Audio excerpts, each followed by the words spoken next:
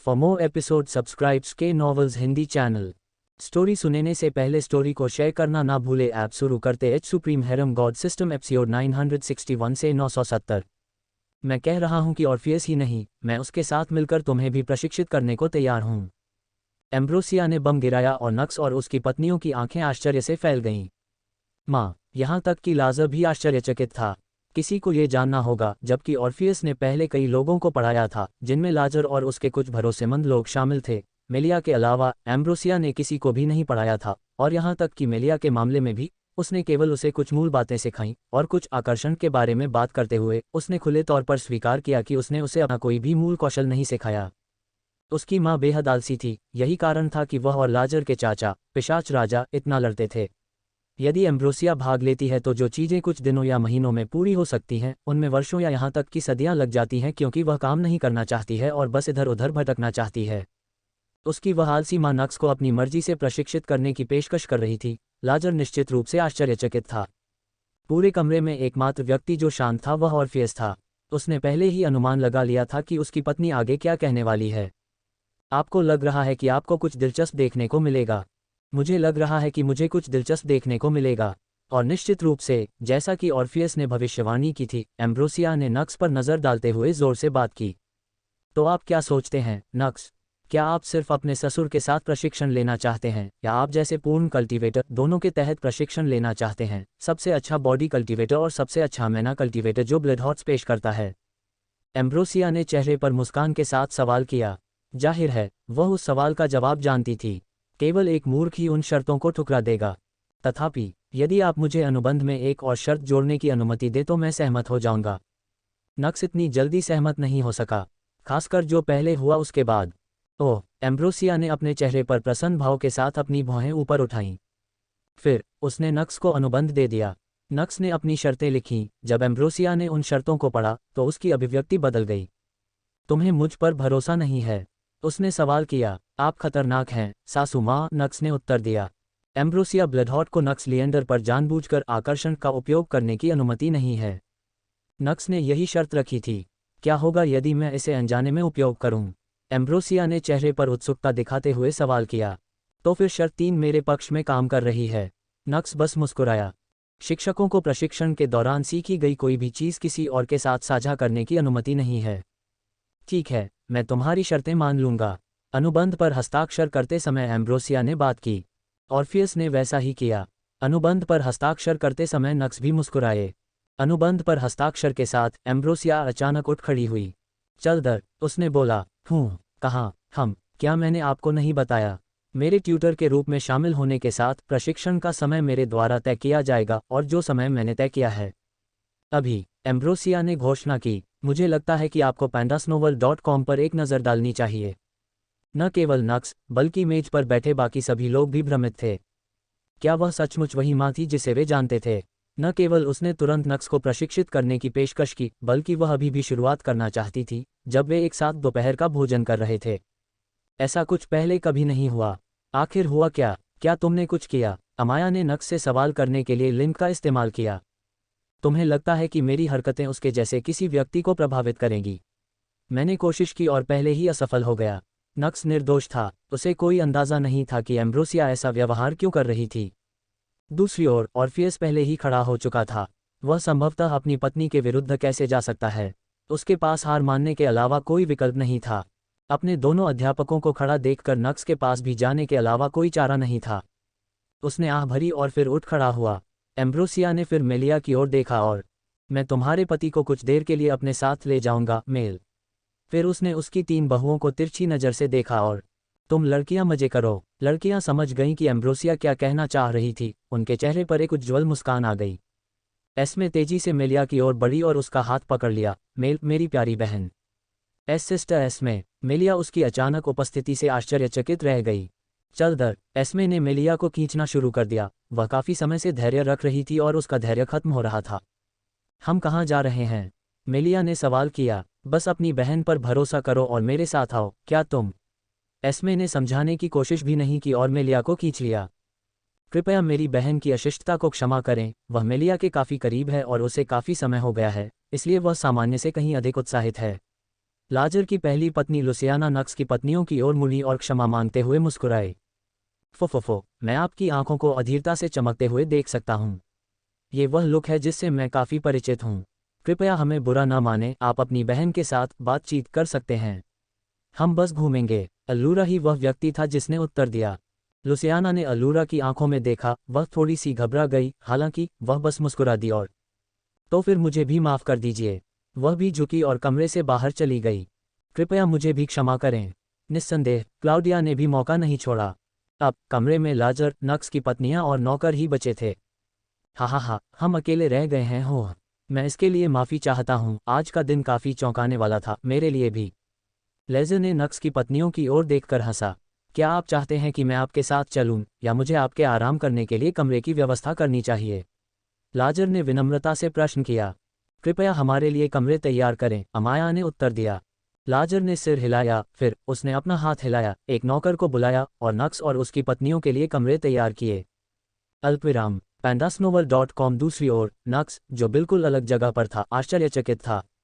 उसके मन में कई सवाल थे, हालांकि इससे पहले कि वह पूछता, एम्ब्रोसिया ने उसकी ओर देखा और तो क्या आप ये बताने जा रहे हैं कि आप इतने समय से क्या छिपा रहे हैं?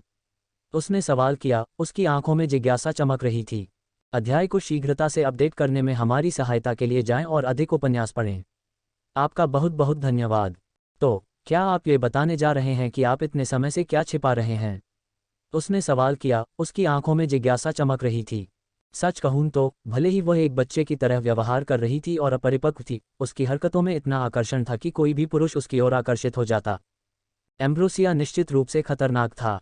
आप किस बारे में बात कर रहे हैं? नक्स को उसके सामने बहुत कठिनाई हो रही थी। अब इसे छिपाने का क्या मतलब है, नक्स? एम्ब्रोसिया बस मुस्कुराया। मैंने आपके चेहरे पर वह मुस्कान देखी जब डार्लिंग ने आपको मानव कल्टीवेटर के साथ प्रशिक्षण लेने का सुझाव दिया। यहाँ तक कि मेलिया भी सामान्य से अलग व्यवहार कर रही थी। मुझे पता है कि आप कुछ छिपा रहे हैं और अब समय है इसे उजागर करने का। सास मुझे खूब जानती हैं। नक्स मुस्कुराया। एम्ब्रोसिया ने उत्तर दिया, मेरी नज़र में तुम एक खुली किताब की तरह हो, छोटी नक्स। तुम इस तरह मेरे इतने बड़े खुलासे को कैसे बर्बाद कर सकते हो? इसीलिए मैंने कहा कि सास खतरनाक है। मैं खतरनाक हूं क्योंकि मैं आपको पढ़ सकता हूं और आपके भविष्य के कार्यों की भविष्यवाणी कर सकता हूं। ठीक है, तुम मेरी ले छीन रहे हो। हा, आप पहले व्यक्ति नहीं हैं जिसने मुझसे ऐसा कहा है। मैं इसके बारे में निश्चित हूं।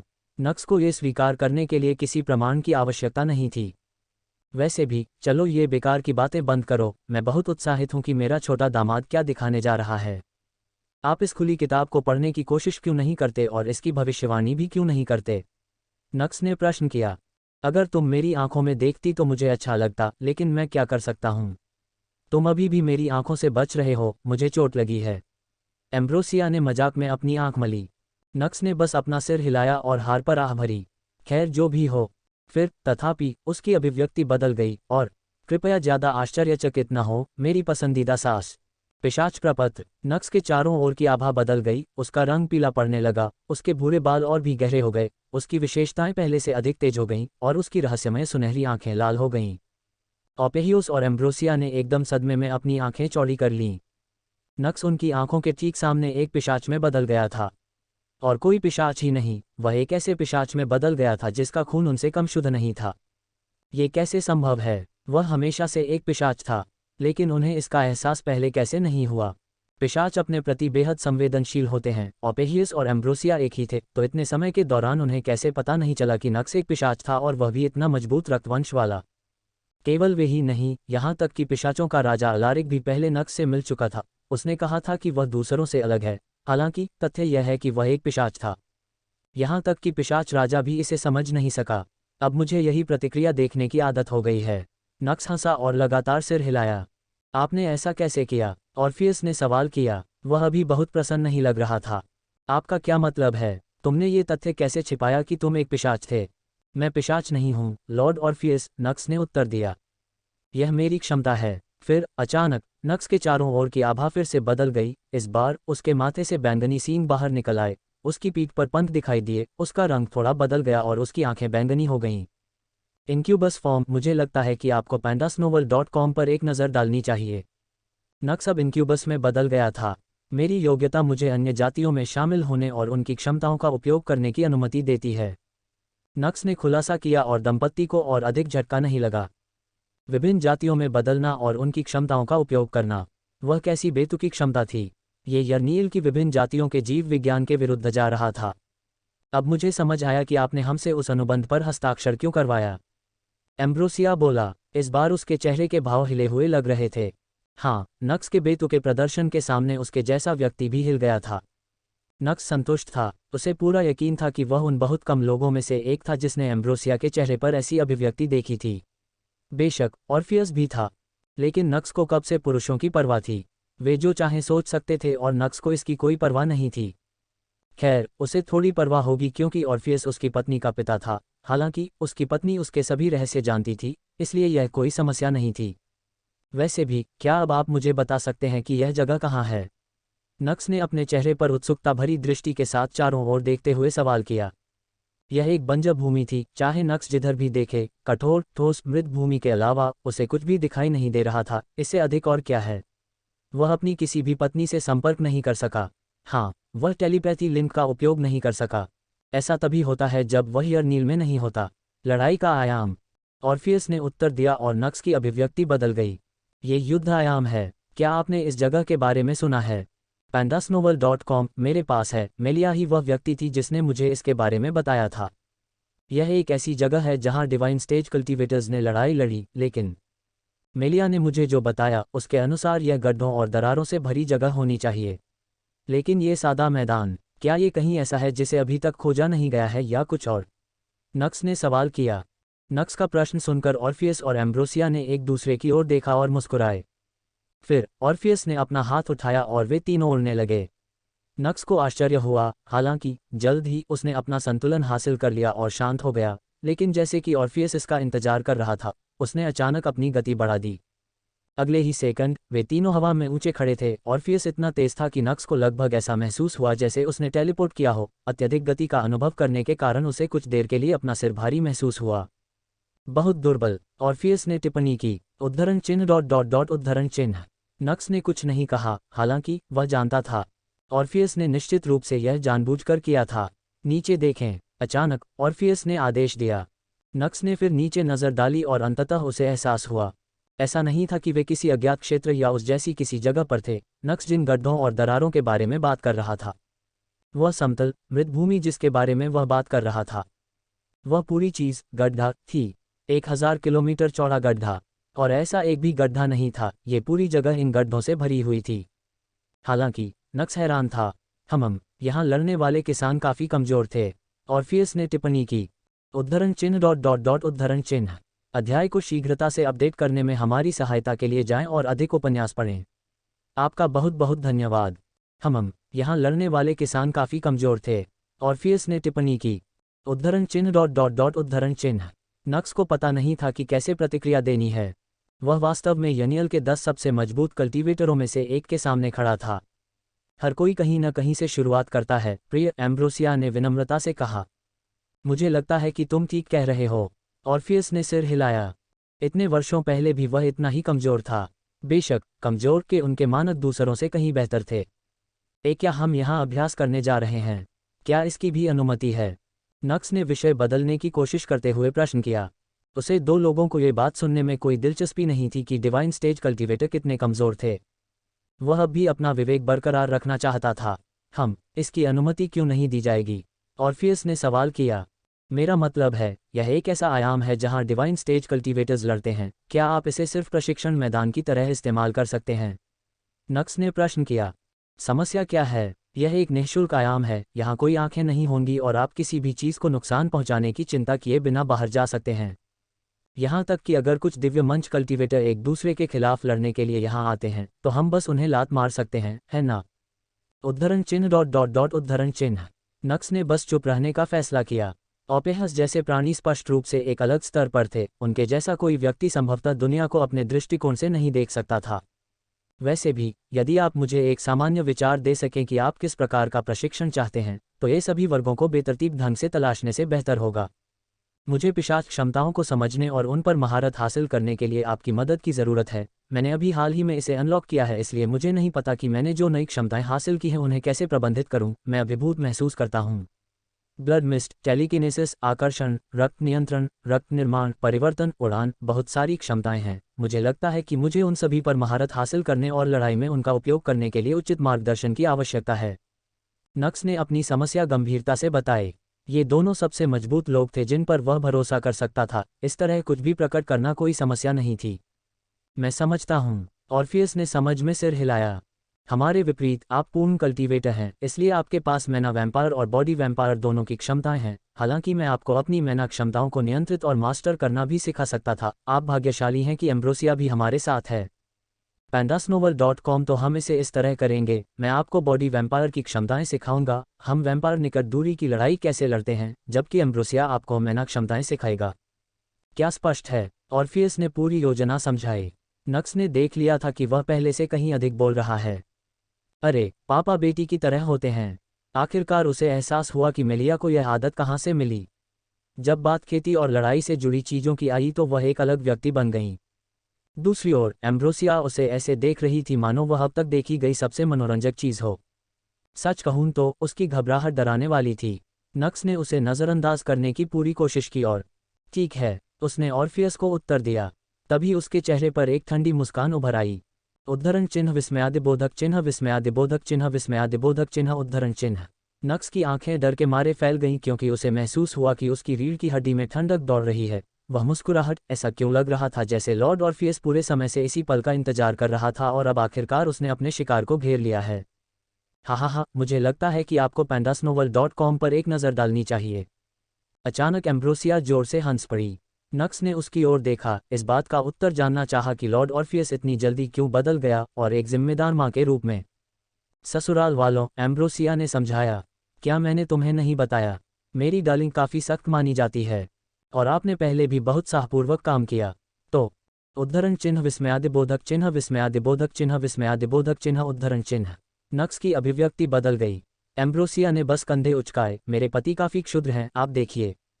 वे शब्द नक्स के लिए मौत की सजा की तरह थे। वह चेहरे पर घबराहट भरी मुस्कान के साथ ऑर्फियस की ओर मुड़ा और एले लॉर्ड ऑर्फियस, आपने मेरे जे मजाक को गंभीरता से नहीं लिया, आर सही।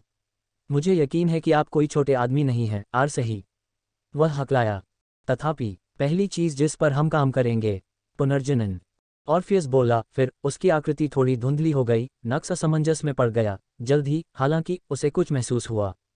धीरे धीरे उसने अपना सिर दाहिनी ओर घुमाया, फिर उसकी नज़र उसकी गायब बाँह पर पड़ी। उसने नीचे देखा और देखा कि उसकी अलग बाँह नीचे गिर रही है। उसके मस्तिष्क ने आखिरकार दर्ज कर लिया कि क्या हुआ था और आगा जी जी जी जी जी जी चिच चिच चिच चिच चिच। वह पीड़ा से चिल्लाया। दर्द इतना तीव्र था कि उसने खुद पर नियंत्रण खो दिया। उसने तुरंत अपने पैर वापस पाने के लिए एब्सोल्यूट स्टेप सक्रिय किया। उसका पूरा शरीर कांप रहा था। उसने गहरी सांस लेते हुए ऑर्फियस पर नज़र डाली। तीव्र दर्द के कारण उसके माथे पर उभरी हुई नसें देखी जा सकती थीं। हालांकि नक्स अब और नहीं चिल्लाया। उसके अहंकार ने इसकी इजाज़त नहीं दी। ऑर्फियस, जिसने उसे ऊपर से देखा, उसकी अभिव्यक्ति में कोई बदलाव नहीं आया। उसे यह अजीब लगा कि कैसे नक्स हवा में घुटने टेक रहा था जैसे कि वह जमीन हो। वह जानता था कि यह उड़ान क्षमता नहीं थी, ये नक्स की अजीब क्षमताओं में से एक होगी। बेशक ऑर्फियस को फिलहाल इसकी कोई परवाह नहीं थी। उसे बस ये पसंद आया कि कैसे नक्स एक बच्चे की तरह नहीं चिल्ला रहा था जैसा कि वह शुरू में करता था। उसकी आंखों में वह नज़र जब उसकी बेटी के पति ने उसकी ओर देखा, उसे अच्छा लगा। शायद यह आदमी प्रशिक्षण के लायक था। पुनर्जनन एक क्षमता है जिसे एक शारीरिक पिशाच अपनी खेती के शुरुआती चरणों में अनलॉक करता है। ये सबसे बुनियादी क्षमताओं में से एक है। हालांकि ये जितना बुनियादी है, ये सबसे महत्वपूर्ण क्षमताओं में से एक है जो हमें पिशाचों से बेहतर बनाता है। अन्य जातियां दूसरों के विपरीत, हम बचाव की परवाह नहीं करते हैं। हमारी लड़ने की शैली आक्रामक है। हम तब तक हमला करते हैं जब तक कि हमारा प्रतिद्वंद्वी गिर न जाए, और हमारा हाथ कट जाने जैसी छोटी चोटें कोई मायने नहीं रखती। जब तक ये हमारा सिर नहीं है, तब तक और कुछ मायने नहीं रखता। आपका वैम्पायर रक्त शुद्ध है, इसलिए आपका उत्थान हमारी तरह ही मजबूत है, इसलिए आपको इसे अत्यधिक प्रशिक्षित करने की आवश्यकता है। ये सबसे कुशल, फिर भी सबसे सरल है जिसे आप तुरंत अपनी युद्ध शैली में जोड़ सकते हैं। ऑर्फियस ने समझाया। ऐसी कई चीज़ें थीं जिनके बारे में नक्स को शिकायत करनी थी, हालांकि अभी उसने चुप रहने का फैसला किया। वह सीरियस मोड में आ रहा था। उसने अपनी कटी हुई भुजा पर नज़र डाली और पाया कि केवल 2 सेकंड में ही उसकी भुजा बड़ी होने लगी थी। ऑर्फियस ने कहा, आपका पुनर्जनन सामान्य से अधिक तेज है। नक्स को इसका कारण पता था। पुनर्जनन किंग स्टेज कल्टीवेटर बनने पर उसे जो कौशल मिला वह उसके वैम्पायर फॉर्म की क्षमता पुनर्जनन के साथ मिलकर काम कर रहा था। ठीक है, यह इस तरह से बेहतर है। मैं अब और अधिक स्वतंत्र रूप से कार्य कर सकता हूँ। तैयार हो जाओ, नक्स। नक्स का नरक शुरू हो गया। अध्याय को शीघ्रता से अपडेट करने में हमारी सहायता के लिए जाएं और अधिक उपन्यास पढ़ें। आपका बहुत बहुत धन्यवाद। सिस्टर एस्मे, मैं चल सकती हूँ? मेलिया घबराए हुए स्वर में बोली जब एस्मे ने उसे अपने कमरे में खींच लिया। फो, मैं क्षमा चाहता हूँ मेल। बात सिर्फ इतनी है कि मैं 1 महीने से अधिक समय से धैर्यपूर्वक प्रतीक्षा कर रहा हूँ। आप देखिए, अब मैं बहुत अधीर हो गया हूँ। एस्मे बस हंसा। मेलिया को नहीं पता था कि क्या करना है। वह सोफे पर बैठकर केवल अपना सिर हिला सकती थी। एस्मे ठीक उसके बगल में बैठी थी। जल्द ही क्लाउडिया और लुसियाना भी कमरे में चले आए। सोचता हूँ कि ये दिन भी आएगा, लुसियाना ने मजाक किया जब वह और क्लाउडिया आए और मेलिया के आसपास बैठ गए।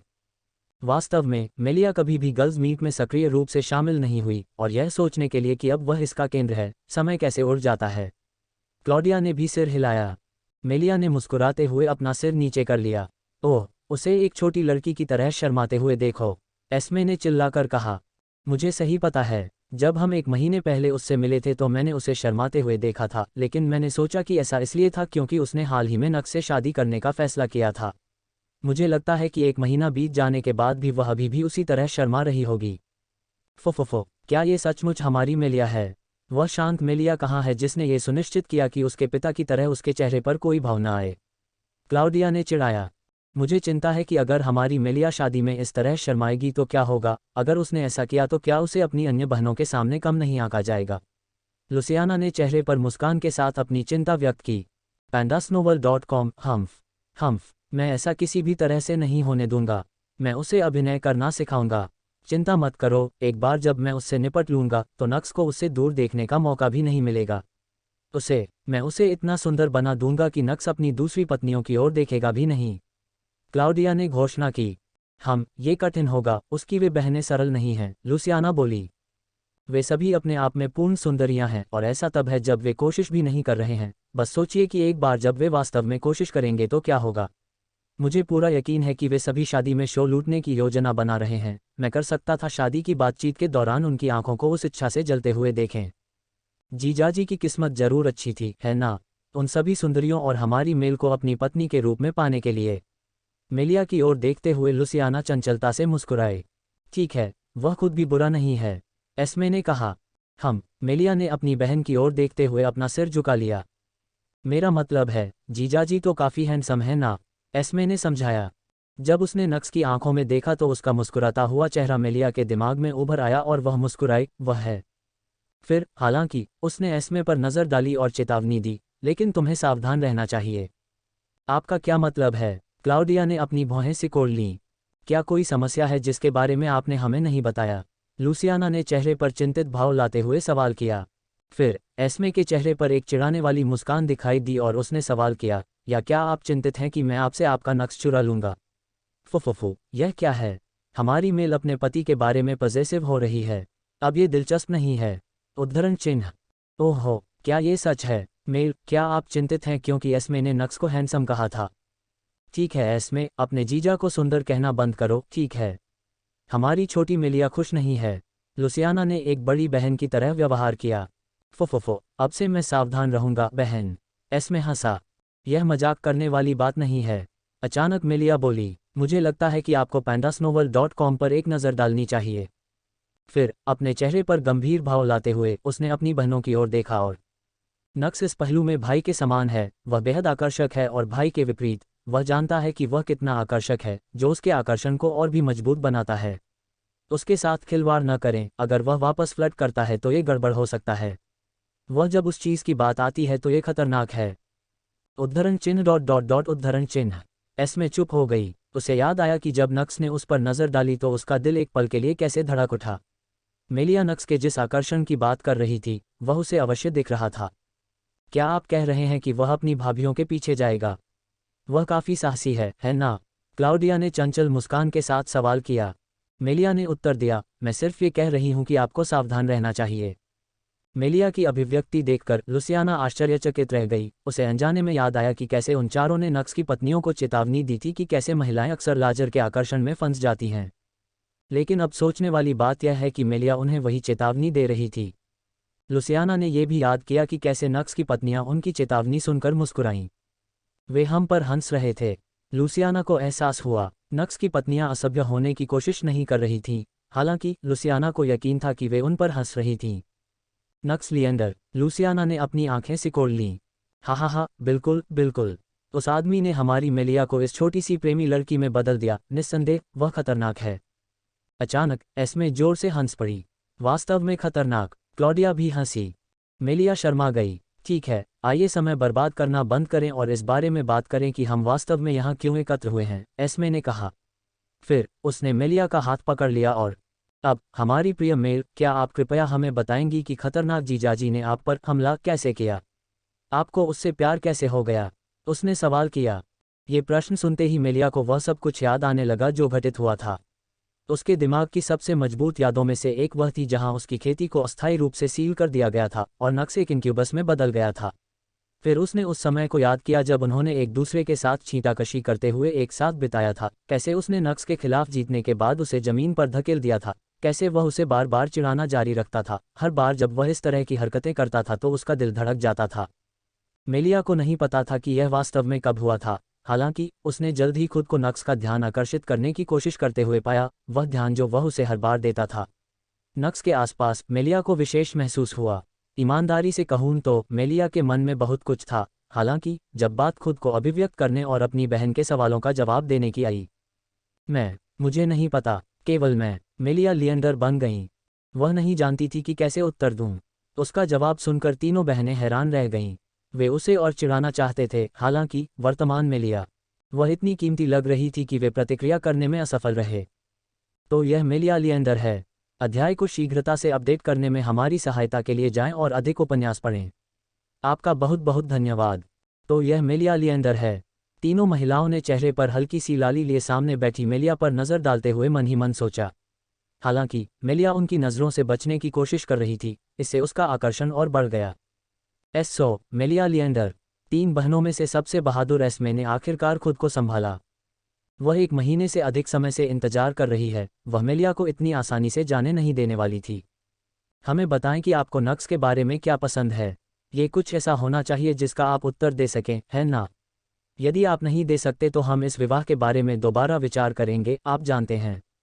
एंडास नोवल नॉम, वास्तव में लाजरस के बारे में ऐसी अनगिनत बातें हैं जिन पर मैं बात कर सकता हूँ। क्लाउडिया कूद पड़ी। मुझे यकीन है कि तुम वही हो, ठीक है? तीनों बहनों ने मेलिया की ओर देखा। इस बार मेलिया बच नहीं सकी, उसे जवाब देना पड़ा। वाह, उसे मेरी परवाह है, उसने बोला। बस इतना ही, हमें भी आपकी परवाह है। एस्मे मेलिया को चिढ़ाने ही वाली थी।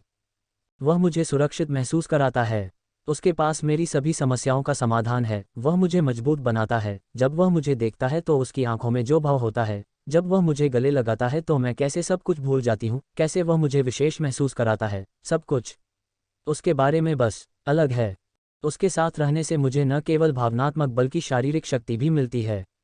जब मैं उसके साथ होता हूँ तो खुद को मजबूत महसूस करता हूँ। वह सिर्फ मेरा पति नहीं है, वह मेरा साथी है। कोई है जो मुझे आगे बढ़ने के लिए मजबूर करता है। हालांकि अब मैं उसे पकड़ नहीं सकता, फिर भी जब भी मैं उसके साथ बातचीत करता हूँ, मैं कुछ न कुछ सीखता हूँ और साथ ही मैं उसके करीब पहुँच जाता हूँ और उसके सामने अपना दिल खोल देता हूँ। नक्स वह व्यक्ति है जो मुझे समझता है। वह ऐसा व्यक्ति है जिसके साथ मैं कुछ भी साझा कर सकता हूँ और उसके साथ रहना ही मुझे खुशी की इस संतुष्टिदायक अनुभूति से भर देता है। मेलिया ने अपने चेहरे पर एक उज्ज्वल मुस्कान के साथ उत्तर दिया और अपनी बहनों की ओर देखकर उनकी प्रतिक्रियाएं देखीं। हालांकि तीनों बहनें अपने चेहरे पर भावहीन भाव से उसे देखती रहीं। वह वास्तव में हमारी मेलिया है ना? एस्मे बुदबुदाया। सोचने के लिए वह इसमें स्पा और खेती से संबंधित सामान भी लेकर आई। क्लाउडिया ने सिर हिलाया। लोग इस बारे में बात करते हैं कि उन्होंने अपने पार्टनर के साथ कैसे खास पल बिताए जब वे दर्शनीय स्थलों की यात्रा पर जाते हैं, अलग अलग चीजें तलाशते हैं या बस एक साथ समय बिताते हैं। लेकिन सोचने वाली बात यह है कि यह लड़की इस बारे में बात कर रही है कि जब वे साथ साथ रहते हैं तो वह उनके करीब कैसे महसूस करती है। क्या इस तरह जीजाजी ने उसका दिल जीत लिया, उसके साथ जी भरकर बातें करके? आप जानते हैं, मैं ऐसा होने की कल्पना कर सकता हूँ। एस्मे ने सिर हिलाया। मुझे लगता है कि हम कह सकते हैं कि हमारे जीजाजी हमारे मेल को समझते हैं। अचानक लूसियाना मुस्कुरा दी। इसके अलावा ये पहले जितना बुरा नहीं है ना? मेलिया अब खुलेआम खुद को अभिव्यक्त कर रही है और ये सभी भाव दिखा रही है। यह अभी भी प्रगति है, नहीं। ये निश्चित रूप से उससे कहीं बेहतर है। जिस तरह जब भी हम बात करते थे तो वह चली जाती थी गर्ल्स मीट के बारे में। ये सचमुच सच है। एस्मे ने सिर हिलाया। वह बदल गई है, हमें भी वैसा ही करना चाहिए। यही एकमात्र तरीका है जिससे हम उसके साथ एकमत हो सकते हैं। वास्तव में मेरे पास एक प्रश्न है जो वह चाहेगी। अचानक क्लाउडिया ने अपना हाथ उठाया। फिर वह मेलिया की ओर मुड़ी और आपने कहा कि आप उसे ठीक से नहीं पकड़ सकते। ये कैसे संभव है? वह आपके जैसा ही एक महान ऋषि है, क्या आपकी ताकत बराबर नहीं होनी चाहिए? आप ये क्यों कह रहे हैं कि वह आपसे अधिक मजबूत है? क्लाउडिया ने सवाल किया और इस बार मेलिया के आसपास की हवा बदल गई। यह उस प्रकार का प्रश्न था जिसे मीट में पूछा जाना चाहिए, एक तार्किक प्रश्न जिसका वह ठीक से उत्तर दे सकती है। लोग दिल की बातें क्यों करते हैं? उनको समझाना तो दिल ही जानता है, मुंह नहीं। वैसे भी आखिरकार बात करने लायक कुछ लेकर मेलिया ने शुरुआत की। अगर हम दोनों 100 बार लड़े तो मैं हर बार हार जाऊंगा। नक्स मुझसे अतुलनीय रूप से अधिक मजबूत है। मुझे लगता है कि आपको pandasnovel.com पर एक नज़र डालनी चाहिए। और उसने बम गिराकर शुरुआत की। क्या तीनों बहनें अभी अभी जो सुना उस पर विश्वास नहीं कर सकीं? क्या रक्त साम्राज्य के सबसे मजबूत महान संतों में से एक ने सिर्फ ये कहा कि एक अन्य व्यक्ति, जो एक महान ऋषि भी था, उससे अतुलनीय रूप से मजबूत था? मेलिया, मुझे पता है कि तुम उस आदमी से प्यार करती हो, लेकिन तुम कर सकती हो। लुसियाना बेशक इस पर विश्वास नहीं कर सकी। उसने सोचा कि मेलिया नक्स के प्रति अपने प्यार के कारण ऐसा कह रही थी। हालांकि क्या तुम्हें याद है कि मैं उसके कबीले में कैसे शामिल हुआ था? मेलिया ने सवाल किया। क्लाउडिया ने उत्तर दिया, आप दोनों ने झगड़ा किया। ये सही है। उस पार का विवरण छिपाया गया था ताकि आप तीनों को पता न चले, लेकिन उस आदमी ने मुझे हरा दिया जिसने उसकी खेती को प्रारंभिक महान ऋषि चरण तक सीमित कर दिया था, और वह उस समय केवल एक सम्राट था। मेलिया ने खुलासा किया और तीनों बहनों ने सदमे से अपनी आंखें चौड़ी कर लीं। जब वह एक सम्राट था तब वह इतना मजबूत था, जरा सोचिए कि वह अब होगा क्योंकि वह एक महान ऋषि है। जब वह सिर्फ एक सम्राट था तो वह तुम्हें कैसे हरा सकता है? ये संभव नहीं है। वह पूर्ण कृषक है। मेलिया ने किया खुलासा। ये सब जल्द ही प्रकट हो जाएगा जब सभी मेहमान शादी में शामिल होंगे। नक्स तैयार थी और वे तैयार थे, इसलिए इसे कोई फर्क नहीं पड़ता कि वह अपनी बहनों को इसके बारे में बताती है। एक संपूर्ण कृषक। लूसियाना ने अपनी आंखें सिकोड़ लीं। क्या वह अलियाह के बाद मनुष्यों द्वारा चुना गया एक और नायक है? नहीं, वह नायकों में से एक नहीं है। मेलिया ने तुरंत इनकार कर दिया। फिर उसके चेहरे पर गर्व की झलक के साथ, उनकी क्षमता कहीं अधिक मजबूत है। उसने बोला, रुको, हमारे बारे में क्या? वह सिस्टर लूसियाना के खिलाफ कैसे आगे बढ़ेगा? अचानक एस्मे ने सवाल किया। हालांकि तीनों बहनें कमज़ोर नहीं थीं। एस्मे और क्लाउडिया महान संत थीं और लुसियाना एक अर्ध संत थीं। मेलिया ने एक और बम गिराया। भले ही हम 4 लोग उसके खिलाफ एकजुट हो जाएं, फिर भी हम हारेंगे। ऐसा नहीं है। एक चरण 2 कल्टीवेटर एक चरण 3 कल्टीवेटर को कैसे हरा सकता है? एस्मे को इस पर विश्वास नहीं हुआ। लेकिन फिर तुम्हारे भाई के बारे में क्या? लाजर को नक्स को हराने में कितना समय लगेगा? लूसियाना ने अपने चेहरे पर गंभीरता दिखाते हुए सवाल किया। लाजरस ब्लडहॉर्ट, भले ही वह भी उसकी तरह सेमी सेंट था, वे दोनों पूरी तरह से अलग लीग में थे। अगर वे दोनों आपस में भिड़ गए तो नक्स हार जाएगा। मेलिया ने सिर हिलाया। आखिरकार लाजर वह व्यक्ति था जो सेंट को हरा सकता था। नक्स मजबूत था, हालांकि लाजर बहुत मजबूत था।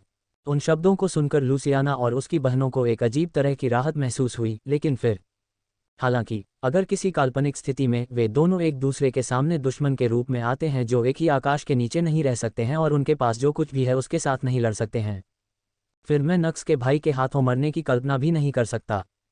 भाई इतना ताकतवर नहीं है कि नक्स को मार सके, बल्कि मैं तो भाई को भी सुझाव दूंगा कि वह मतभेद खत्म कर दे, और ऐसा इसलिए नहीं है क्योंकि मैं नक्स के लिए चिंतित हूं। यह विपरीत होगा। अध्याय को शीघ्रता से अपडेट करने में हमारी सहायता के लिए जाएं और अधिक उपन्यास पढ़ें। आपका बहुत बहुत धन्यवाद। ठीक है, अभी के लिए इतना ही काफ़ी होगा, अब आप आराम कर सकते हैं। ऑर्फियस ने अपने चेहरे पर भावहीन भाव के साथ बात की और वह दूर हो गया और गायब हो गया। हाँ है। एक बार जब वह चला गया, नक्स, जो मुश्किल से खड़ा था, अपने हाथ और पैर खुले हुए जमीन पर गिर गया। हाँ हाँ हाँ। जोर जोर से सांस लेने पर उसकी छाती ऊपर नीचे हो रही थी। उसका पूरा शरीर पसीने से भीग गया था और इस हद तक चोट लगी थी कि उसका सुंदर चेहरा अब पहचाना भी नहीं जा सकता था। नक्स को नहीं पता था कि ऐसा इसलिए था क्योंकि ऑर्फियस छोटा था, या वह स्वभाव से सख्त था, लेकिन उस आदमी ने अपने मुक्के नहीं मारे। ईमानदारी से कहूँ तो नक्स अपनी पत्नियों के पास लौटने के अलावा और कुछ नहीं चाहता था, हालांकि अभी उसके पास कोट को खोलने और खुद को उसमें खींचने की शक्ति भी नहीं थी। वह केवल जमीन पर लेट सकता था और जोर जोर से सांस ले सकता था। ओह माय डार्लिंग, सच में पीछे नहीं हटे, है ना? अचानक नक्स को एक आवाज़ सुनाई दी। हालांकि भले ही उसने इसे सुना और जानता था कि यह किसने और कहाँ से आया है, उसने कोई प्रतिक्रिया नहीं की और उसकी ओर देखा। यह ऊर्जा की बर्बादी थी, वह महिला वैसे भी उसकी ओर चलती थी। और जैसा कि नक्स को उम्मीद थी, एम्ब्रोसिया जल्द ही उसकी दृष्टि में दिखाई दी। उसके चेहरे पर उसकी हमेशा की तरह आकर्षक मुस्कान थी। तुम बहुत बेकार लग रही हो। मुझे यकीन है कि मेरी बेटी तुम्हें इस तरह देखना पसंद नहीं करेगी, एम्ब्रोसिया ने टिप्पणी की। वायु वैम्पायर मसोचिस्टों का एक समूह है, नक्स ने कर्कश आवाज में उत्तर दिया। इससे आपका क्या मतलब हो सकता है? एम्ब्रोसिया ने चेहरे पर हल्की सी मुस्कान के साथ अपना सिर झुकाया। ऐसा लग रहा था जैसे वह जानती थी कि नक्स ये सब क्यों कह रहा था, फिर भी उसने उससे पूछने का फैसला किया। रक्त धुंध और पुनर्जनन कितनी मूर्खतापूर्ण बेतुकी क्षमताओं का एक समूह है जहां किसी को सीखने के लिए खुद को यातना देने की आवश्यकता होती है। खुद पर इस तरह से हमला करना कि अंगों को तोड़ना भी बच्चों के खेल जैसा लगे, अपने दर्द सहनशीलता को बढ़ाने के लिए अपने शरीर और दिमाग पर अत्याचार करना और अपने पुनर्जनन का दुरुपयोग करते हुए बदतर परिस्थितियों में भी लड़ना जारी रखना। उस आदमी ने मुझसे तब भी झगड़ा करवाया जब मैंने अपना दाहिना पैर और बायां हाथ खो दिया था। फिर वह मेरी दूसरी बांह भी काटने के लिए आगे बढ़ा और उस सारे दर्द को नज़रअंदाज करते हुए मुझे मंत्रों का इस्तेमाल करने का आदेश दिया। बेतुका, बिल्कुल बेतुका। यदि यह पूर्ण कदम नहीं होता तो मैं उस स्थिति में खड़ा भी नहीं होता और उसने मुझ पर तब तक जादू चलाया जब तक कि मेरे अंग फिर से पुनर्जीवित नहीं हो जाते। दूसरी बार उसने सीधे मेरे धड़ को काट दिया, मेरे शरीर को 2 भागों में काट दिया और मुझे हिलने के लिए अपनी बाहों का उपयोग करने के लिए कहा। और वह सिर्फ पुनर्जनन है। मुझे ब्लड मिस्ट पर शुरुआत भी न कराएं। मुझे लगता है कि आपको pandasnovel.com पर एक नज़र डालनी चाहिए। इसमें कोई शक नहीं कि ब्लड मिस्ट किसी प्राणी की सबसे खराब क्षमता हो सकती है। आपके पूरे शरीर को सफ़ेद धुंध में बदलना, फिर उस धुंध को कई भागों में बांटकर उनमें से प्रत्येक भाग को अलग अलग दिशाओं में ले जाएं और इस बात की पूरी जानकारी रखें कि उनमें से प्रत्येक भाग कहाँ है। पुनर्जनन अभी भी ठीक था, कम से कम बस मेरे शरीर को यातना से गुजरना पड़ा और अधिक से अधिक समय बीतने के साथ यह बेहतर होता जा रहा था। लेकिन ब्लड मिस्ट, वह क्षमता सीधे मस्तिष्क को हानि पहुंचाती है। एक सामान्य मस्तिष्क को आपके शरीर के 20 से 30 अलग अलग हिस्सों के दर्शन को कैसे संसाधित करना चाहिए और फिर भी यह जागरूकता बनाए रखनी चाहिए कि भाग 16 या 21 कहाँ है। जैसे जैसे समय बीतता है और मेरा दिमाग थोड़ा इसका आदी हो जाता है, वह आदमी मुझे भागों की संख्या बढ़ाने के लिए मजबूर करता है और मेरे सिर पर बोझ बढ़ा देता है। मुझे ऐसा लग रहा है कि किसी दिन मेरा सिर फट जाएगा। इस तरह आप खुद को नुकसान पहुंचाकर वैम्पायर को प्रशिक्षित करते हैं। यदि यह स्वपीड़ितवादी नहीं है तो क्या है? नक्स जोर से बोला। उसके शरीर में कोई ताकत नहीं थी, फिर भी जब शिकायत करने की बात आई तो हताशा से भरकर उसने सब कुछ उगल दिया। और एम्ब्रोसिया, जिसने उन्हें इस तरह अभिनय करते हुए देखा था, मुस्कुराने से खुद को नहीं रोक सकी। ठीक है, वे बॉडी कल्टीवेटर ऐसे ही हैं, मैं इस मामले पर आपसे सहमत हूँ। वह नक्स के प्रति सहानुभूति रख सकती थी। तथापि आप किस बारे में बात कर रहे हैं? आप उस आदमी से बिल्कुल भी अलग नहीं हैं। चांप को ऐसी क्षमता भी नहीं माना जाता है जहां किसी को इसे सीखने के लिए खुद को यातना देनी पड़ती है। ये बस कुछ ऐसा माना जाता है जहां आप अपने मन का उपयोग दूसरे के विचारों को प्रभावित करने के लिए करते हैं, कभी कभी यहाँ तक कि सीधे उनका ब्रेन वॉश भी करते हैं, जहां सब कुछ निर्भर करता है किसी प्राणी के पास मन की मात्रा होती है। लेकिन आप आकर्षण को सक्रिय न करते हुए हर समय चालू रखने की एक और यातनापूर्ण प्रशिक्षण विधि लेकर आए हैं। आकर्षण को अपूर्ण रूप से सक्रिय करने की यह अजीब स्थिति, इसे प्राप्त करने में ही मुझे इतने दिन लग गए। पहले तो ये ठीक है, हालांकि इसे पूरे समय सक्रिय रखने से आपके दिमाग पर गंभीर प्रभाव पड़ता है।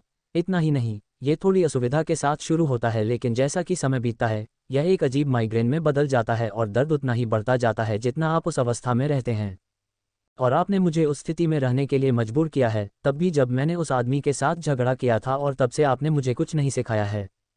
सासू माँ, मैं झूठ नहीं बोलूँगी, आप भले ही ऐसी नहीं दिखती, लेकिन आप अपने पति से भी बदतर हैं। pandasnovel.com। हा। नक्स की बातें सुनकर एम्ब्रोसिया खुद को रोक नहीं पाए और जोर से हंस पड़ी। फिर उसने नक्स की लाल आंखों पर नजर डाली जो चमक रही थीं। और आप इतनी शिकायत करते हैं, फिर भी आप हमारी हर बात का आज्ञाकारी ढंग से पालन करते हैं। आप अभी भी सक्रिय हैं। यदि आपको इतना दर्द महसूस होता है तो इसे निष्क्रिय क्यों नहीं कर देते? पहले ही 8 घंटे हो चुके हैं, इसलिए आपको जल्द ही वापस मानव में बदल जाना चाहिए, नहीं? हाँ, इस बार अर्जित रिक्त अंकों के साथ नक्स ने उनमें से 500 का उपयोग अपने मानव रक्त स्तर को असाधारण स्तर तक बढ़ाने के लिए किया। अब वह 8 घंटे तक वैम्पायर फॉर्म में रह सकता है और तभी वह अपनी वैम्पायर क्षमताओं का पूरी तरह से उपयोग कर रहा है। जहां तक किसी क्षमता का उपयोग किए बिना अपने पिशाच रूप में रहने की बात है, तो वह बिना किसी रुकावट के पूरे दिन ऐसा कर सकता था। मुझे ताकत चाहिए, नक्स ने दूर देखते हुए उत्तर दिया। कोई फर्क नहीं पड़ता कि आपके तरीके कितने बेतुके हैं, वे काम कर रहे हैं। जिस दर से मेरी ताकत बढ़ रही है वह पहले की तुलना में बहुत तेज है। इसलिए मैं सिर्फ आपके शब्दों का पालन करूंगा, हालांकि मैंने जो कहा है उससे पीछे नहीं हटूंगा। आप पिशाच मसोचिस्टों का एक समूह हैं। अध्याय को शीघ्रता से अपडेट करने में हमारी सहायता के लिए जाएं और अधिक उपन्यास पढ़ें। आपका बहुत बहुत धन्यवाद। आप पिशाच मसोचिस्टों का एक समूह हैं। नक्स को ये शब्द कहते सुनकर एम्ब्रोसिया मुस्कुराए। उसे स्वीकार करना पड़ा, नक्स अलग था। वह चंचल व्यवहार करता है इसलिए उसने ऐसा आभास नहीं दिया। हालांकि नक्स एक मेहनती व्यक्ति था। जब इस प्रशिक्षण की बात आई तो वह आश्चर्यजनक रूप से गंभीर थे। ईमानदारी से कहें तो एम्ब्रोसिया और ऑर्फियस का मानना था कि उन्हें नक्स पर आसानी से जाना होगा। हालांकि नक्स ने पहले दिन जो दृढ़ संकल्प दिखाया, उसने उन्हें बताया कि उन्हें जो कुछ भी देना है वह ले सकता है। नक्स वह सब कुछ ले सकता था जो उनका अपना खून नहीं ले सकता था। एम्ब्रोसिया को पता था कि नक्स जिस तरह के प्रशिक्षण से गुजर रहा था वह चरम था, यहाँ तक कि लाजर और मेलिया भी इससे नहीं गुजरे थे।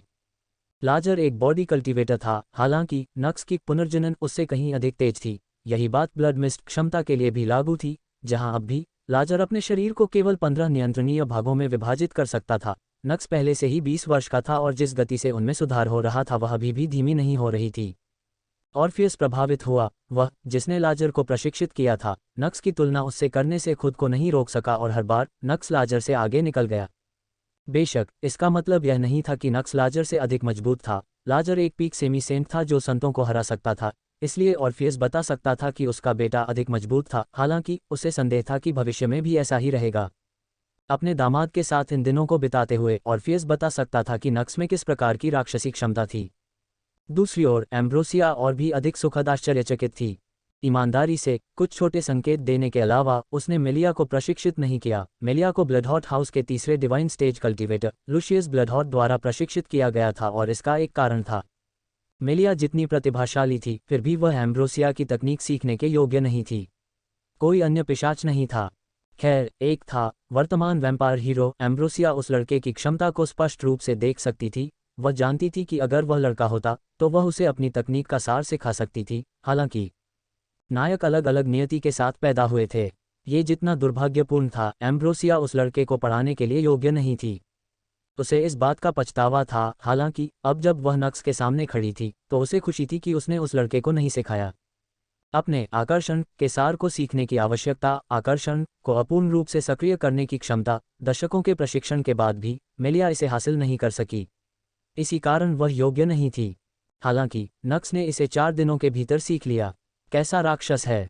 एम्ब्रोसिया उस दिन को याद करने से खुद को नहीं रोक सका जब नक्स ने उसे आधी चमकती आंखों से देखा था। यहाँ तक कि उसे यह सीखने में लगभग 50 साल लग गए। बेशक उसकी प्रगति धीमी थी क्योंकि उसने ही उस तकनीक का आविष्कार किया था और पूरी तरह से अज्ञात रास्ते पर चल रही थी। हालांकि उसे पूरा यकीन था कि भले ही वह अतीत में वापस चली गई हो, वह 4 दिनों के भीतर उस अवस्था को प्राप्त नहीं कर पाएगी। ये बिल्कुल हास्यास्पद है। मुझे लगता है कि आपको pandasnovel.com पर एक नज़र डालनी चाहिए। फिर भी वह यहाँ था। उसका ये दामाद जमीन पर लेटा हुआ था, अभी भी ऐसी स्थिति में था कि अधिकांश पिशाच इसमें प्रवेश करने में असफल हो सकते थे। एम्ब्रोसिया ने नक्स के प्रशिक्षण के प्रति और भी अधिक गंभीर होने का निर्णय लिया था। वह उसे तब तक प्रशिक्षित नहीं करेगी जब तक वह अपनी शक्तियों में महारत हासिल नहीं कर लेता और अर्धसंत नहीं बन जाता। वह उसे अपने उत्तराधिकारी के रूप में नहीं खड़ा करेगी। दुनिया में सबसे मजबूत आकर्षण वाली महिला की उत्तराधिकारी, वह उसे आकर्षण के सभी रहस्य बताएगी और सिखाएगी जो उसने खोजे थे। ठीक है, अब शिकायत बहुत हो गई। आपका आराम का समय समाप्त हो गया है। अपना इंक्यूबस फॉर्म सक्रिय करें और तैयार हो जाएं। एम्ब्रोसिया बोला। हाँ, वह और ऑर्फियस नक्स के वैम्पायर फॉर्म का ही प्रशिक्षण नहीं ले रहे थे, वे उसके इंक्यूबस और ह्यूमन फॉर्म का भी प्रशिक्षण ले रहे थे। उन तीनों ने नक्स की इस क्षमता को तब तक गुप्त रखने का फैसला किया था जब तक वह मजबूत नहीं हो जाता। अन्य जातियों की क्षमताओं का उपयोग करना ऐसा कुछ नहीं था जो कोई भी कर सकता था। अन्य जातियों के नेता चुप नहीं रहेंगे। उन्होंने पिशाचों के राजा और एम्ब्रोसिया के भाई अलारिक स्काई को इसका खुलासा न करने का भी फैसला किया। प्रशिक्षण कार्यक्रम वही था। नक्स के वैम्पायर फॉर्म के 8 घंटे, ऑर्फियस के साथ प्रशिक्षण के दौरान वह लगातार अपूर्ण आकर्षण की स्थिति में रहता था।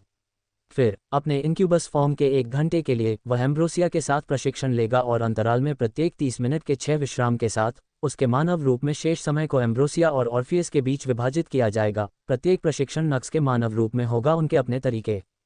हाँ, नक्स को इसी तरह प्रशिक्षित किया जा रहा था, एक क्रूर तरीका जिसमें एकमात्र वास्तविक आराम सप्ताह का आखिरी दिन होता था, जहां वह बस बेकार रहता था और कुछ नहीं करता था।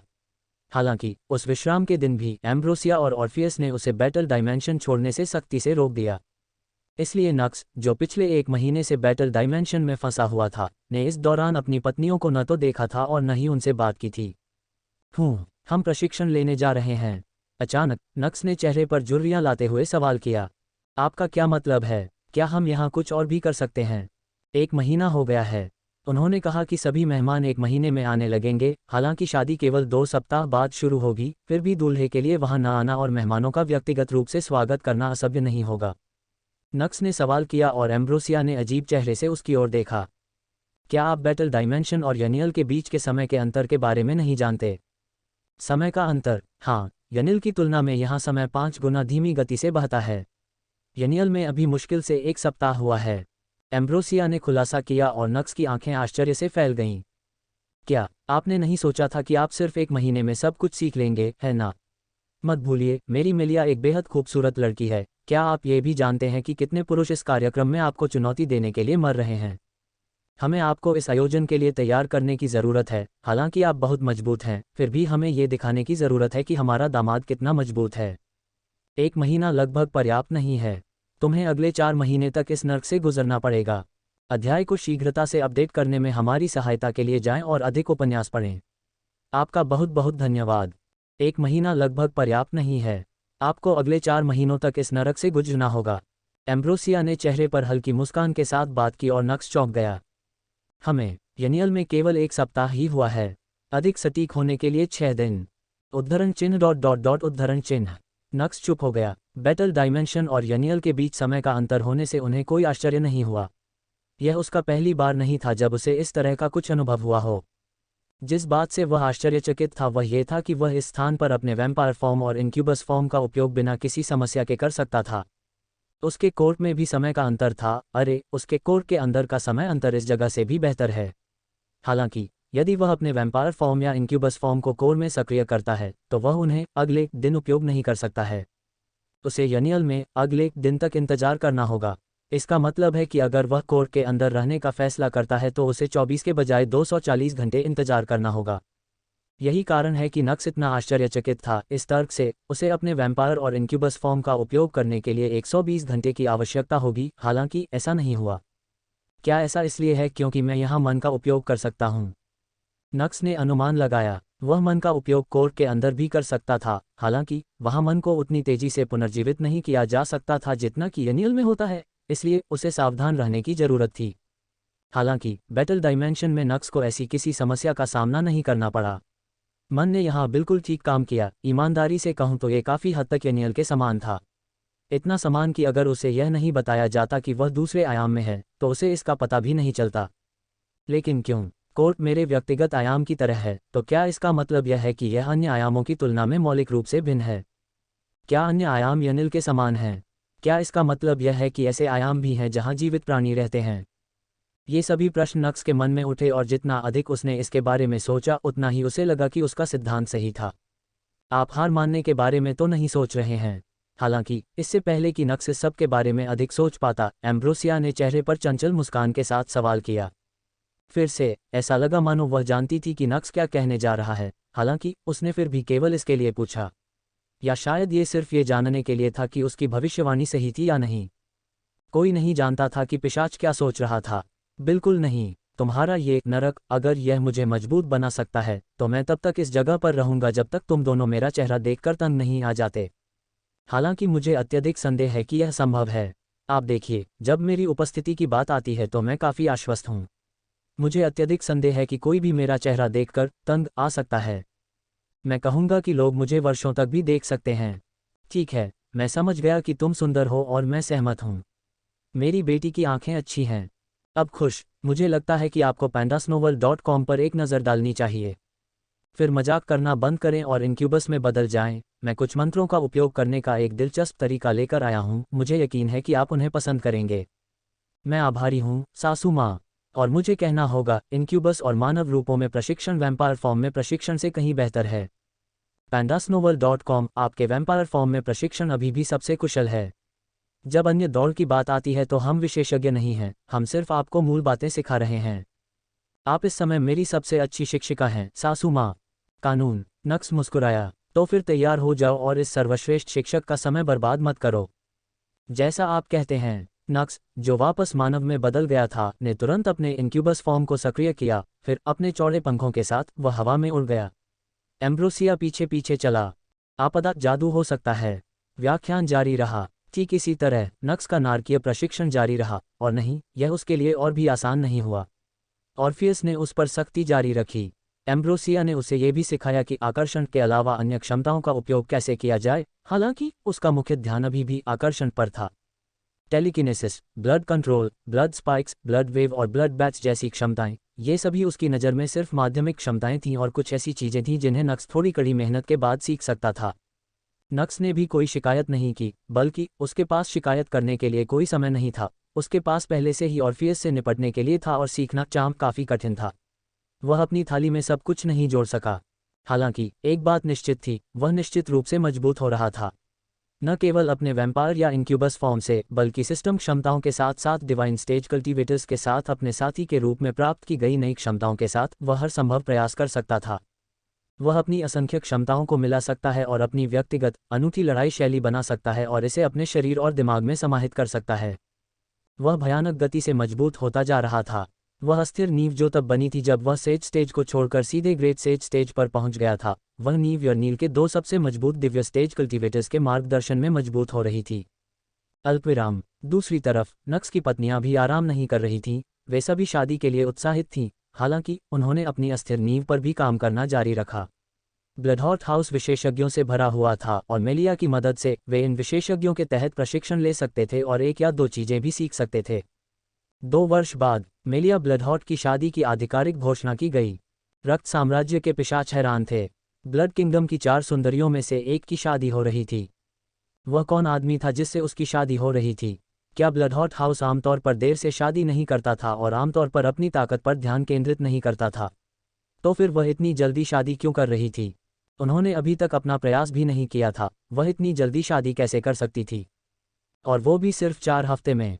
कई लोग हैरान थे, हालांकि सदमे से ज़्यादा वे असंतुष्ट थे। उन्होंने फैसला किया था, यह आगामी विवाह कार्यक्रम, जो 2 सप्ताह बाद होने वाला है, वे उसमें भाग लेंगे। वे उस आदमी को चुनौती देंगे जिसने मेलिया ब्लडहॉर्ट का दिल जीत लिया और पुष्टि करेंगे कि क्या वह हरामी उसके लायक है। अध्याय को शीघ्रता से अपडेट करने में हमारी सहायता के लिए जाएं और अधिक उपन्यास पढ़ें। आपका बहुत बहुत धन्यवाद। बड़ा मैजिक सर्कल चमक रहा था। अलारिक, ऑर्फियस और कुछ अन्य पिशाच जो मैजिक सर्कल के पास खड़े थे, मेहमान का इंतजार कर रहे थे। उनके चेहरे पर छोटी सी मुस्कान थी, खासकर अलारिक। वह विशेष रूप से लंबे समय के बाद एक पुराने दोस्त से मिलने जा रहा था। समय। और हाँ, ऑर्फियस सिर्फ मुस्कुरा रहा था क्योंकि उसे मजबूर किया गया था, अपने चेहरे पर मुस्कान रखो। जब आप उनसे मिलें तो भावनाहीन व्यवहार न करें, बस मुस्कुराएं और सिर हिलाएं, यही काफ़ी होगा। ये वह निर्देश था जो उसकी पत्नी ने उसे दिया था, वह इसके विरुद्ध नहीं जा सकता था। वैसे भी उनके सामने टेलीपोर्टेशन सर्कल से निकलने वाले प्रकाश की तीव्रता बढ़ गई। फिर कुछ प्राणी प्रकट हुए। नमस्कार, लॉर्ड आर्कटुरस। pandasnovel.com। अलारिक को छोड़कर सभी पिशाचों ने अपना सिर झुका लिया। अलारिक ने अपने सामने 2.3 मीटर लंबे आदमी पर नजर डाली और मुस्कुराया। कुछ समय हो गया है, आर्कटुरस। नमस्कार, लॉर्ड अलारिक। आर्कटुरस नाम के व्यक्ति के पीछे चल रहे लोगों ने अलारिक पर नजर डालते ही अपना सिर झुका लिया। अलारिक ने उनकी ओर सिर हिलाया। वास्तव में काफी समय हो गया है। आर्कटुरस ने अपने सुंदर चेहरे पर मुस्कान के साथ सिर हिलाया। आर्कटुरस बेहद तीखे नैन नक्श वाला एक सुंदर आदमी था। उसके लाल भूरे लंबे बाल और सुनहरी आंखें थीं। उसके सिर पर 2 लाल रंग के सींग थे और एक भयंकर, सख्त चेहरा था। उसके पास एक मजबूत, बड़ा शरीर था और उसका शरीर, जो मजबूत लाल रंग के तराजू से ढका हुआ था, उसे डरावना लग रहा था। अन्य दिव्य स्टेज कल्टीवेटर्स की तरह उसके चारों ओर कोई आभा नहीं थी, हालांकि वह फिर भी डरावना दिखता था, यहाँ मौजूद किसी भी अन्य प्राणी की तुलना में कहीं अधिक डरावना।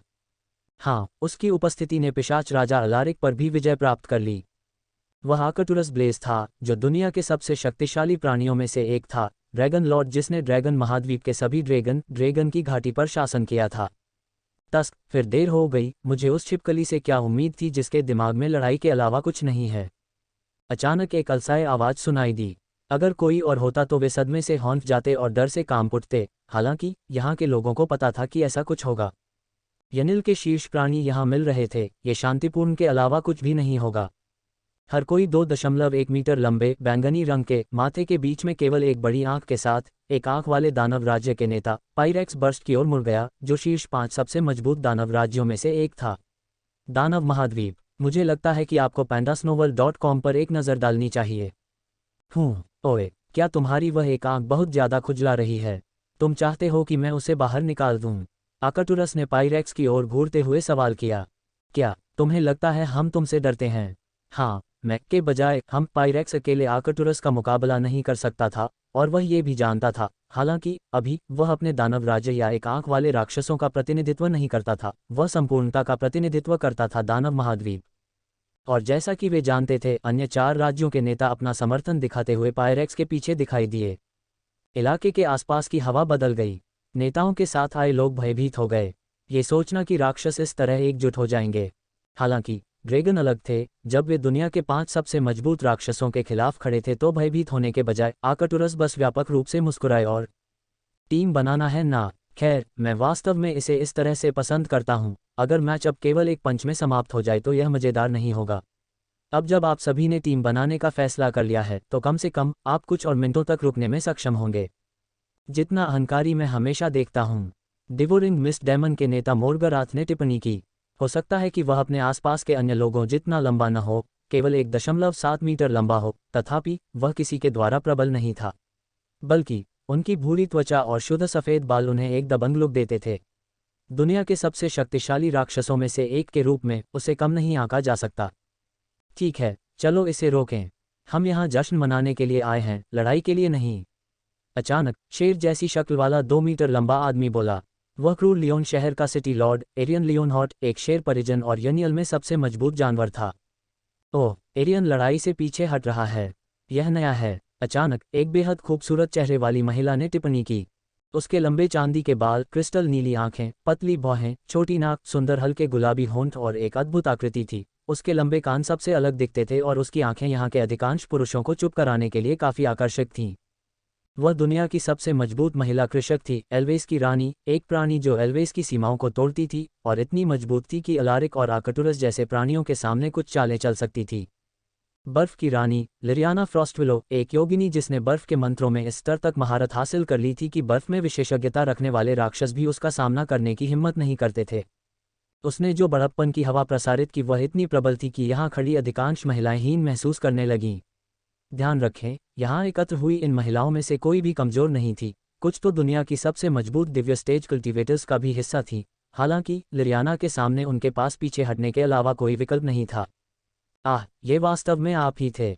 मैंने सोचा कि यह सिर्फ आपकी मूर्ति थी क्योंकि इस पूरे समय आपका चेहरा कितना भावशून्य था। तो आइस क्वीन ने आखिरकार बोलने का फैसला किया। ये दुर्लभ है, एरियन ने लिरियाना पर नज़र डालते ही जवाब दिया। बेशक, लिरियाना ने बस उसे नज़रअंदाज कर दिया और उसके ताने पर कोई प्रतिक्रिया नहीं दी। अब जब सब लोग इकट्ठे हो गए हैं तो मेरा मानना है कि बेहतर होगा कि हम ये जगह छोड़ दें। वह अलारिक की ओर मुड़ी और सुझाव दिया। हा, उस गरीब आदमी को पूरी तरह से नज़रअंदाज करना। मुझे आइस क्वीन से कुछ भी कम की उम्मीद नहीं थी। 1.2 मीटर लंबा बौना जोर से हंसा। वह दुर्गन स्टोनहेमर था, हर किसी की तरह वह भी एक डिवाइन स्टेज कल्टिवेटर था। हालांकि वह यहाँ एकत्र हुए किसी भी व्यक्ति जितना मजबूत नहीं था। निस्संदेह इससे कोई फर्क नहीं पड़ा, न ही इससे यहाँ उसकी प्रतिष्ठा कम हुई। दुर्गन एक मास्टर लोहार था जो 12 स्टार कलाकृतियाँ बनाने में सक्षम था। वह एक ऐसा प्राणी था जो अगर चाहे तो यनियल की अर्थव्यवस्था को बाधित कर सकता था। ओए छोटू, चुप रहो अगर तुम नहीं चाहते कि मैं तुम्हें गेंद की तरह किक मारूं। अध्याय को शीघ्रता से अपडेट करने में हमारी सहायता के लिए जाएं और अधिक उपन्यास पढ़ें। आपका बहुत बहुत धन्यवाद। ओए छोटू, चुप रहो अगर तुम नहीं चाहते कि मैं तुम्हें गेंद की तरह किक मारूं। बेशक एरियन को इस बात की परवाह नहीं थी कि दुर्गन कितना अच्छा लोहार था। उन्होंने बस पलटवार किया और वर्जित शब्द का भी इस्तेमाल किया। दुर्गन ने एरियन की ओर देखा। तुम क्या देख रहे हो? ईमानदारी से कहूं तो मुझे तुम्हारी गर्दन के लिए बुरा लग रहा है क्योंकि हर समय ऊपर देखने से उस पर दबाव पड़ेगा। तुम बस और आराम करो छोटू। पफ्फ, एरियन के पीछे खड़े टाइगरकिन में से एक जोर से हंसा। उद्धरण चिन्ह डॉट डॉट डॉट उद्धरण चिन्ह। बाकी लोग चुप हो गए। ये बुरा हो सकता है। आप वास्तव में अपने शहर के लिए और अधिक कलाकृतियां न पाने की पूरी कोशिश कर रहे हैं, है न? दुर्गन ने टिप्पणी की। क्या आप मुझे धमका रहे हैं? एरियन ने अपनी आंखें सिकोड़ लीं। तो क्या हुआ अगर मैं हूं मूर्ख? दुर्गन डरा नहीं था। दोनों डिवाइन स्टेज कल्टीवेटर्स ने एक दूसरे को घूर कर देखा और इस बार यहां तक कि अलारिक और अन्य डिवाइन स्टेज कल्टीवेटर भी चिंतित हो गए। आखिरी चीज जो वे लड़ना चाहते थे वह थी झगड़ा खत्म करना। जैसे ही अलारिक अंदर जाने वाला था, एरियन के चेहरे पर एक विस्तृत मुस्कान आ गई और वह एक कागज निकाल लाया। हा, मैं आपका इंतजार कर रहा था। ये देखो, आप चाहकर भी कलाकृतियों की आपूर्ति में कटौती नहीं कर सकते। एरियन जोर से हंसा। उन्होंने बौनों के साथ एक अनुबंध पर हस्ताक्षर किया था, एक अनुबंध जिसमें अगले 10,000 वर्षों के लिए आपूर्ति के स्थिर प्रवाह को बताया गया था। तो आपके पास एक अनुबंध है? दुर्गन बुदबुदाया। वह कैसे है? जब तक इस अनुबंध में उल्लिखित कार्यकाल समाप्त होगा, तब तक आपकी पुरानी छोटी हड्डियां पहले ही धूल में बदल चुकी होंगी। हा, अब आप मेरे खिलाफ कुछ नहीं कर सकते।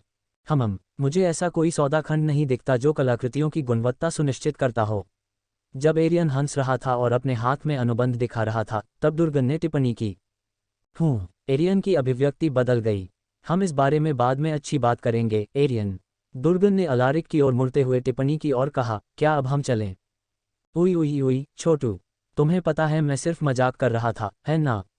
मैं गंभीर नहीं था। एरियन दुर्गन की ओर दौड़ा और उसके कंधे पकड़ लिए। इस बार दुर्गन के चेहरे पर एक छोटी सी अहंकारपूर्ण मुस्कान दिखाई दी। मैं क्या कर सकता हूँ? आखिरकार मैं तो एक छोटा बच्चा हूँ। अरे, मैं तुम लोगों को देखकर कभी बोर नहीं होता। आर्कटुरस हंसा। अलारिक ने बस अपना सिर हिलाया। लॉर्ड अलारिक, क्या हम अभी तक नहीं जा रहे हैं? लिरियाना ने अपने चेहरे पर शांत भाव के साथ सवाल किया। ठीक है, वहाँ। अलारिक उत्तर देने ही वाला था, लेकिन फिर उसकी आंखों में कलाकृतियां चमक उठीं। वे यहाँ हैं। जब उसने अपने सामने टेलीपोर्टेशन सर्कल पर नजर डाली तो उसने टिप्पणी की। वृत्त चमक उठा और कुछ और आकृतियां दिखाई दीं। वे मनुष्यों के प्रतिनिधि थे, 3 मानव साम्राज्यों के सम्राट और उनके लोग। मुझे लगता है कि आपको pandasnovel.com पर एक नज़र डालनी चाहिए।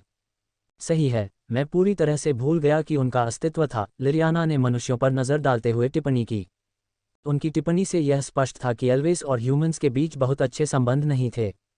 अरे, तुम बस बड़ी हो रही हो, लिरियाना। इसे स्वीकार करो और बस अपने लिए एक ताबूत ढूंढो। ज़ेफिरियन साम्राज्य के सम्राट आर्गस ज़ेफिरियन ने लिरियाना पर नज़र डालते हुए उत्तर दिया। आर्गस नीली आंखों और सख्त चेहरे वाला एक गोरा आदमी था। लिरियाना की बातें सुनकर वह खुद को रोक नहीं सका और उसने जवाब दिया। विश्वास नहीं हो रहा कि आप अभी भी इस बूढ़ी औरत को नहीं हरा सकते। आपके लोग निराश होंगे। ओह रुकिए, मैं भूल गया था, आपके लोग स्वयं निराश हैं। लिरियाना ने पलटवार किया। सही है, हम ही निराश हैं। आखिरकार हम ही हैं जो गहरे जंगल में छिपे हुए हैं, जबकि अन्य जातियों ने मुख्य भूमि पर शासन किया है। सेलेस्ट्रिया साम्राज्य के सम्राट ड्रैवन सेलेस्ट्रिया ने अपने चेहरे पर शांत भाव के साथ टिप्पणी की। वह एक सफ़ेद बालों वाला व्यक्ति था जिसकी चांदी जैसी आंखें थीं। उसकी शांत अभिव्यक्ति से एक रहस्यमय आभा झलकती थी। अजीब बात है कि मुख्य भूमि पर शासन करने वाले लोगों के पास जंगल में आने की हिम्मत नहीं है और फिर भी यह कहने की हिम्मत नहीं है कि हम छिपे हुए हैं। खैर, मुझे क्या उम्मीद थी? कम से कम मेरे लोगों को अपना जंगल नहीं छोड़ना पड़ेगा, क्योंकि हम उनका भरण पोषण नहीं कर सकते। लंबे नीले बाल और नीली आंखों वाली एक महिला ने टिप्पणी की। वह अनंत काल के साम्राज्य की महारानी ऑरेलियन स्टिलवॉकर थीं। कृपया, मनुष्य आखिरी जाति है जो इस तरह की किसी चीज़ के बारे में टिप्पणी कर सकती है। दुनिया के हर हिस्से में आप में से कुछ लोग हैं। मुझे शुरू करने के लिए मत कहें। यदि आप सभी मनुष्यों को अपने 3 साम्राज्यों में इकट्ठा करते हैं, तो उन सभी के लिए प्रावधान करना तो दूर, कुछ शताब्दियों के भीतर आपके साम्राज्य को चलाना भी कठिन हो जाएगा। अरे हाँ, ठीक है, ये काफ़ी है। pandasnovel.com अचानक आर्कटुरस बोला। जितना वह इस सब का आनंद ले रहा था, वे अकेले नहीं थे। अपने लोगों के सामने इस तरह का मजाक करना, जबकि ये लोग उनके परिवार के सदस्य और उनके सबसे भरोसेमंद अधीनस्थ हैं, ऐसा कुछ करना शर्मनाक था। आर्कटुरस अब इस तरह के भद्दे व्यवहार की अनुमति नहीं देगा। ये देखकर कि वे अभिनय कर रहे थे, लिरियाना और 3 मानव सम्राट चुप हो गए। आर्कटुरस फिर अलारिक की ओर मुड़ा और सिर हिलाया। अलारिक ने सिर हिलाया, फिर अचानक टेलीपोर्टेशन सर्कल फिर से चमक उठा। इस समय कौन है? आर्कटुरस असमंजस में पड़ गया। हर कोई पहले से ही यहाँ था, और किसे सीधा निमंत्रण मिला? दुर्गन ने चेहरे पर उत्सुकता के साथ सवाल किया। विवाह का आयोजन ब्लड किंगडम के शाही परिवार द्वारा किया गया था। हालांकि कोई भी पहले कार्यक्रम में शामिल हो सकता था और समारोह में शामिल हो सकता था, लेकिन केवल कुछ ही लोग थे जिन्हें सीधा निमंत्रण मिला था। और निश्चित रूप से कोई भी सामान्य व्यक्ति प्रत्यक्ष निमंत्रण नहीं दे सकता था, क्योंकि प्रत्यक्ष निमंत्रण प्राप्त करने वाले सभी लोग पहले से ही वहां मौजूद थे। ये देखकर कि वे किसी और की प्रतीक्षा कर रहे थे, दुर्गन और अन्य लोग उत्सुक थे कि वह व्यक्ति कौन था। ये दूल्हे की तरफ से लोग हैं, अलारिक ने चेहरे पर हल्की मुस्कान के साथ उत्तर दिया। अपनी आंखों में जिज्ञासा की चमक के साथ नेताओं ने टेलीपोर्टेशन सर्कल की ओर देखा। पायरेक्स ने भौहें चढ़ा लीं। ईशेत, उसने फोन। बहुत समय हो गया है लॉर्ड पायरेक्स। सक्कुबस रानी ने चेहरे पर चंचल मुस्कान के साथ उत्तर दिया। जी हाँ, विश्व नेताओं के सामने भी ईशेत ने अपना आत्मविश्वास नहीं खोया और चंचलता से मुस्कुराई। इसके बाद ईशेत ने 5 सबसे मजबूत दानव राज्यों के अन्य दानव नेताओं की ओर देखा और झुक गई। फिर वह अलारिक की ओर मुड़ी और नमस्कार लॉर्ड अलारिक। अलारिक ने चेहरे पर हल्की मुस्कान के साथ सिर हिलाया। तभी उसकी नज़र उस महिला पर पड़ी जिसने सामने आते ही उसकी जिज्ञासा बढ़ा दी थी। प्रणाम लॉर्ड अलारिक, मैं अपने पिता के स्थान पर माफ़ी मांगता हूं क्योंकि वह शादी में शामिल नहीं हो सके। उन्हें अपनी हालिया लड़ाई में गंभीर चोटें आई हैं, इसलिए मैं उनके उत्तराधिकारी के रूप में उनके स्थान पर आया हूं। रून ने सिर झुकाकर आदरपूर्वक अभिवादन किया। अध्याय को शीघ्रता से अपडेट करने में हमारी सहायता के लिए जाएं और अधिक उपन्यास पढ़ें। आपका बहुत बहुत धन्यवाद।